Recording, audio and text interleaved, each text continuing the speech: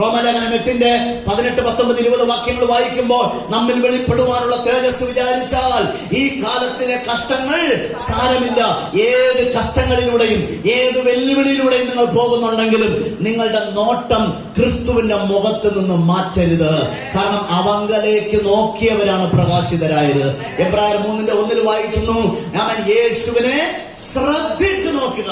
എബ്രായർ 12:2 എന്താ വായിക്കുന്ന അറിയാമോ? വിശ്വാസത്തിന്റെ നായകനും പൂർത്തി വരുത്തുന്നവനുമായ യേശുവിനെ നോക്കുക. Praise God. അപ്പൊ അങ്ങനെ യേശുവിനെ നോക്കി, യേശുവിനെ ശ്രദ്ധിച്ചു നോക്കി നിങ്ങൾ അവന്റെ മുഖത്തുനിന്ന് തേജസ്സിനെ സ്വീകരിക്കത്തക്ക വിധത്തിൽ അവന്റെ മുഖത്തേക്ക് നിങ്ങൾ ദർശിക്കുമ്പോൾ, വീക്ഷിക്കുമ്പോൾ സംഭവിക്കുന്ന ഒരു കാര്യം എന്താണെന്നറിയാമോ? പിന്നെ നിങ്ങൾക്ക് ധൈര്യമായിട്ട് ഒരാളോട് പറയാൻ പറ്റും, ഞങ്ങളെ നോക്കുന്നു. വായിച്ച അപ്പോസ്തല പ്രവൃത്തി 3:4-5. അപ്പോസ്തല പ്രവൃത്തി 3:4-5. പത്രോസ് യോഹന്നാനോട് കൂടെ അവനെ ഉറ്റുനോക്കി.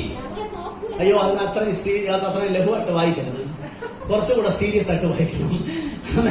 പത്രോസ് യോഹന്നാനോട് കൂടെ ആ മുടന്തനെ നോക്കിയിട്ട് അവനെ ഉറ്റുനോക്കി. ആദ്യം അങ്ങോട്ട് സൂക്ഷിച്ചു നോക്കി, എന്നിട്ട് മുടന്തനോട് പറയുകയാണ്, ഞങ്ങളെ നോക്കാം. ഓ ആമേൻ. കാരണം എന്താണെന്നറിയാമോ? കഴിഞ്ഞ 3.5 വർഷമായിട്ട് കൂടെ നടന്ന് യേശുവിന്റെ മുഖത്ത് നിന്ന് പഠിച്ചും കേട്ടും പരിശുദ്ധാത്മ വന്നപ്പോൾ ആ ക്രിസ്തുവിനുള്ള ദൈവ തേജസ്സില ഇപ്പൊ പത്രോസ് സഞ്ചരിക്കുന്നത്. അതേ തേജസ്സില ഇപ്പൊ യോഹന്നാൻ സഞ്ചരിക്കുന്നത്. ഇപ്പൊ പത്രോസ് പറയുക, യേശുവിനെ നോക്കുന്നല്ല, ഞങ്ങളെ നോക്കാം.